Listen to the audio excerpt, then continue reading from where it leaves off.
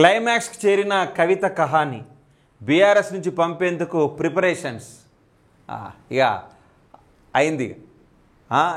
నేను అనుకున్నది కాదు, యావత్ తెలంగాణ ప్రజానికం కూడా రాజకీయాల్లో చురుగ్గా చూసే ప్రజానికం కూడా ఎదురు చూస్తుంది. మరి కవిత పరిస్థితి ఏంది, కథ ఏంది, కార్ఖాన ఏంటంటే దాదాపుగా 100-200% కవితను బీఆర్ఎస్ నుంచి బయటకు పంపిద్దామనే ఆలోచనలో బీఆర్ఎస్ శ్రేణులు ఉన్నాయట. మరి ఎందుకు ఇట్లా జరుగుతుంది, పరిస్థితి ఏంది అంటే ఇప్పుడు కేటీఆర్ పరిస్థితి అయినా కేసీఆర్ పరిస్థితి ఎట్లా అయిపోయిందంటే ఒక కవిత ఒక ఇష్యూ అయిపోయింది వాళ్ళ ఇంట్లో ఇది రోజు లొల్లు పెట్టుకునే పరిస్థితి కవిత క్రియేట్ చేసిందని చెప్పాలి. ఎందుకంటే కవిత యొక్క పంతా వేరే అయిపోయింది. ఆమె బీఆర్ఎస్ శ్రేణులకు అతీతంగా రకరకాల ఉద్యమాలకు వెళ్ళిపోతుంది, ప్రజల్లోకి వెళ్ళిపోతుంది, మీటింగ్స్ పెడుతుంది, శిక్షణా కార్యక్రమాలు చేస్తుంది. ఇవన్నీ కూడా వాళ్ళ అన్నకి చెప్పకుండా, వాళ్ళ నాన్నకి చెప్పకుండా, వాళ్ళ బాబుకి చెప్పకుండా ఈ కార్యక్రమాలన్నీ కూడా విజయవంతంగా చేసుకుంటూ పోతుంది. మరి చేసుకుంటూ పోతుంటే కూడా అసలు ఏం అర్థమైతే లేదు. మరి కవిత అసలు ఏంది ఉద్దేశం అంటే మరి ఇంత కష్టపడి మరి రాజకీయంలో ఎదుగుతుందా అంటే మాత్రం దాదాపుగా రాజకీయ శ్రేణులైన ప్రజానీకం అంచనా ప్రకారం అయితే 100% రాజకీయంగా ఎదుగుతాయని మాత్రం ఎవరికి కూడా నమ్మకం అయితే కలుగుతలేదు. మరి ఇక కేటీఆర్ పరిస్థితి అయితే మనం చూసినాం. మొన్న ఈమె గురించే మీటింగ్ పెట్టుకున్నారు వీళ్ళు ఫామ్ హౌస్లో.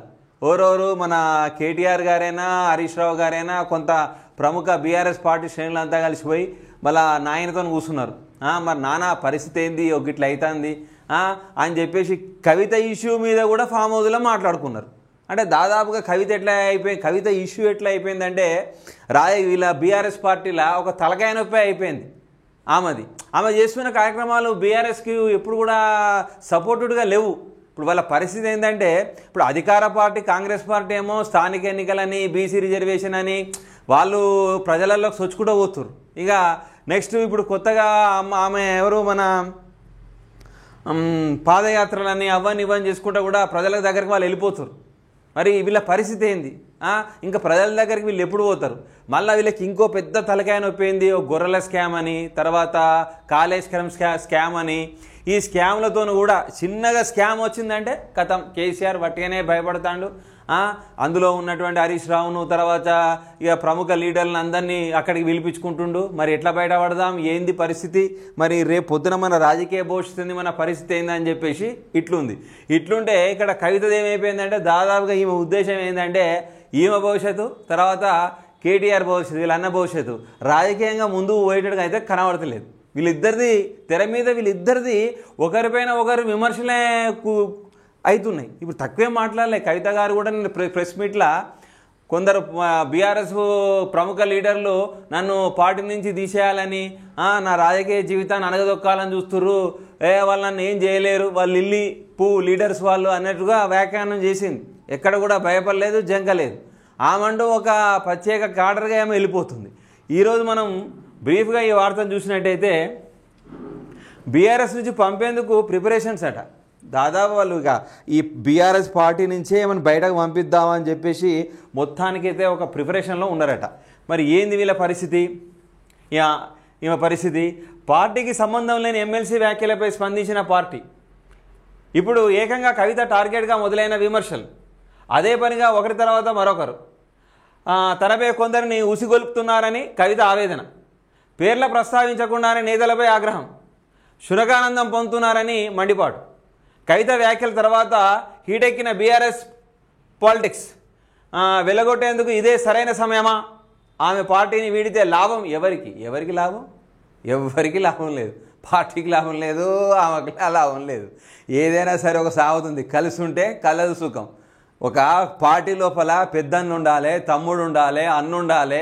ఒకరికొకరు త్యాగం చేసుకొని పార్టీలను కూడా అంటే పదవులను కూడా త్యాగం చేసి పార్టీ జెండా కోసం పాటుపడితే పార్టీ నిలబడుతుంది. ఎవరికి వారే యమునకి నీరంటే ఎక్కడి నుంచి వస్తుందండి? ఆ బలం ఎట్లా వస్తుందండి? ప్రజలు చూడరా? వాళ్ళ దాంట్లో వాళ్ళకే ఐక్యత లేదు, వాళ్ళ దాంట్లో వాళ్ళకే సోయి లేదు. వీళ్ళు ప్రజల్లోకి వచ్చి వీళ్ళు మళ్ళీ పార్టీలు పెట్టి ప్రజలను ఏం ఉద్ధరిస్తారని నాకు అర్థం కాదు అని చెప్పేసి అనుకోరా? ఎట్లయినా అనుకుంటారు. ఎందుకంటే సామెతలు ఉత్తగా ఉట్లే, అవి దేవుని లెక్కనే ఉట్టినాయి. ఐకమత్యమే మహాబలం, తిండి కలదు రొట్టె, ఇవన్నీ ఉత్తగా ఉట్టినాయా? పుట్టలే, దైవదత్తంగా వచ్చినాయి అవన్నీ. మనం ఏదైనా సరే ఒక దాన్ని పాటించేటప్పుడు వెనక ముందు ఆలోచించుకొని నిర్ణయం తీసుకోవాలి. ఎవరికి ఇచ్చే క్యాడర్ వాళ్ళకి ఇవ్వాలి. ఎవరికి న్యాయం? శునకానందం పొందుతున్నారట. నన్ను విమర్శించినప్పుడు అలా పార్టీ శ్రేణులంతా శునకానంది వంతురు, నన్ను ఏం చేయలేరని చెప్పేసి మన కవితక్క మంచిగా మైక్ పట్టుకొని బల్ల గుద్ది డప్పు కొట్టి చెప్పింది, మీరు ఏం చేయలేరు నన్ను అని. ఇక ఇంకేం చేసింది, ఇక ఆమె పార్టీ విడితే లాభం ఎవరికి చూద్దాం ఒకసారి. ఎమ్మెల్సీ కవితపై బీఆర్ఎస్ నేతలు కుట్రలు చేస్తున్నారా అంటే అవుననే సమాధానం తాజా రాజకీయ పరిణామాలు స్పష్టం చేస్తున్నాయి. కవితపై కొందరు బహిరంగానే విమర్శలు చేయడంతో పాటు ఆమెపై కావాలని ఇతర పార్టీ నేతలపై కూడా ఆమె ఆగ్రహం కూడా వ్యక్తం చేసింది. ఇక తెలుసు మనకు ప్రముఖ లీడర్ నల్గొండ వాసి జగదీష్ ఎమ్మెల్యే గారి పైన డైరెక్ట్ విమర్శించేసింది. ఏమన్నది ఆమె, నల్గొండ పార్టీ లిల్లిపూ నాయకుడు నల్గొండ పార్టీని నాశనం చేశాడు చావు తప్పి గెలిచిన ఆయన నా గురించి మాట్లాడతాడా? జగదీష్ రెడ్డిపై ఎమ్మెల్సీ కవిత పరోక్ష వ్యాఖ్యలు. అసలు నల్గొండలా అసలు ఆ ఏరియాలో సీట్లు రాకుండా చేసిందే ఆ లిల్లిపూ నాయకుడు జగదీషు. అసలు ఆయనకు మాట్లాడనే రాదు, ఆయన కనీసం కూడా రాజకీయ చతురత కూడా లేదు. ఆయన నా గురించి మాట్లాడుతుంటే అన్నీ నాకు అర్థం కాదని చెప్పేసి డైరెక్ట్ అన్నది. మరి ఆ జగదీష్ కూడా గట్టిగానే మాట్లాడింది కవిత మీద. ఆయన ఎట్లా మాట్లాడిందంటే, మా బాసు, మా మాజీ ముఖ్యమంత్రి, మా పితామహుడు చంద్రశేఖరరావుతో మేము అందరం ఉన్నాం, ఆయనకి ఏమైతే నేను తట్టుకోలేమని చెప్పేసి ఎవరు కవిత ఇట్లా ఏదో మాట్లాడేసిండు. ఆయన మాట్లాడితే వాళ్ళ నాన్న ఊపుకుంటాడు, ఆ బిడ్డనంటే ఊకోడు కదా, రైట్. జగదీష్ రెడ్డికి కేసీఆర్ క్లాస్ ఫామ్ హౌస్ పిలిపించిండు. జగదీష్ రెడ్డికి కూడా మంచిగా మాట్లాడిండట. ఎందుకు మాట్లాడతానరా నాకు అర్థం కాదు, పార్టీని అభివృద్ధి చేయర్రయా, మీలో మీరు విమర్శించుకుంటే ఏమవుతుందా? ప్రజలకు కానీ ప్రాంతీయ ఇతర పార్టీలకు కానీ అధికార పార్టీలకు మనం ఎరేసినట్టే కదా, అక్కడ అవకాశం ఇచ్చినట్టే కదా. అసలు మీరు పార్టీ గురించి ఏం కష్టపడతారు, ప్రజల గురించి ఏం కష్టపడతారని కొద్దిగా గట్టిగానే మందలించినట్టున్నాడు. కవిత వ్యాఖ్యలతో ఎర్రవెల్లికి వెళ్ళిన మాజీ మంత్రి ఎందుకు మాట్లాడవని నిలదీసిన అధినేత జగదీష్ రెడ్డి ముఖంలో తప్పిన కళ. బయటకు వచ్చినాక ప్రెస్ మీట్లో అంతా భావజాలం అనేది కొద్దిగా తగ్గింది జగదీష్ రెడ్డిది. గట్టిగానే మాట్లాడినట్టున్నాడు. ఎందుకంటే మాట్లాడతారు, ఎందుకంటే పార్టీ బలంగా ఉండాలంటే మనం తెర వెనుక ఏం చేసినా బాగానే ఉంటుంది, తెర బయటకు వచ్చి మాట్లాడితే మనదే పోతుంది. మనది పోయిందంటే మళ్ళీ రావాలంటే మరో జన్మెత్తాలి. ఎవరమైనా మనకు తెలిసిన విషయమే. తెర వెనుక జరిగిన ముచ్చట వేరే, తెర బహిర్గతంగా జరిగితే కథమే. మన విలువేముంటుంది? ఇక మనం క్యాడర్లో బతికినప్పుడు ఆ క్యాడర్ ఉంటేనే మనకు సమాజంలో గౌరవం. ఆ క్యాడర్లో మనం సంపాదించుకోలే పక్కకు పెట్టుర్రి, అది కాపాడుకున్నప్పుడే వాల్యూ. ఇప్పుడు బీఆర్ఎస్ పరిస్థితి కూడా గదే. వాళ్ళు చేతులారా వాళ్ళ క్యాడర్ను వాళ్ళే వదులుకుంటారు. బీఆర్ఎస్ అంటే 10 సంవత్సరాలు పార్టీ పరిపాలన చేసింది, రాష్ట్రం అవతరించిన తర్వాత తొలి పార్టీ అది. ఆ పార్టీలో ఇటువంటి వ్యవహారాలు చేస్తే ఎట్లా, రైట్. ఇక మళ్ళా కవితక్క ఏం తక్కువ తినలే, మళ్ళా రైట్, నేను అన్నం తినా నీళ్ళు దాగా నేను దీక్ష చేస్తా, ఎవరెత్తరో చూస్తా, గాంధేయ మార్గంలో నేటి నుంచి చేపడుతున్నాం, అనుమతి ఇవ్వకుంటే ఇంటి నుంచే దీక్ష చేస్తా. బస్ నాకైతే ఎవరైతే అనుమతి ఇవ్వకపోతే నేను ఇంట్లోకేంచే దీక్ష చేస్తా. ఈ విధంగా బీఆర్ఎస్ పార్టీలో కవిత చేస్తున్నటువంటి రాజకీయ పరిణామాలు, కొత్త ఆలోచనలతోని బీఆర్ఎస్ పార్టీ అంతో ఇంతో కొద్దిగా మానసికంగా కానీ డిస్టర్బెన్స్ అన్నట్టు జరుగుతుంది.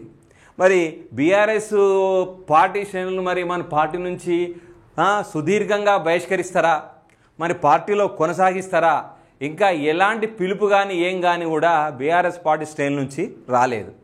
అటు కేటీఆర్ అసంతృప్తిగా ఉన్నాడు, మన మాజీ ముఖ్యమంత్రి చంద్రశేఖరరావు కూడా అసంతృప్తిగా ఉన్నారు. ఏది ఏమైనా కవిత యొక్క దూకుడు రాజకీయాలు బీఆర్ఎస్ పార్టీ శ్రేణుల్లో అంతో ఇంతో అలజడి అంటే వాళ్ళకు ఒక సమస్యగా తయారైంది తప్పితే వాళ్ళకి పార్టీకి మాత్రం ఎలాంటి ఉపయోగకరంగా మాత్రం కవిత చేస్తున్నటువంటి కార్యక్రమాలు కనిపిస్తలేవు. కాబట్టి దాదాపుగా కవితను మరి తీసేద్దామనే ఒక నిర్ణయానికి బీఆర్ఎస్ శ్రేణులు వచ్చినట్టుగా కనిపిస్తున్నాయి. అధికారికంగా మాత్రం బీఆర్ఎస్ శ్రేణులు మాత్రం కవిత బహిష్కరణ ప్రకటన మాత్రం చేయలేదు. Thank you.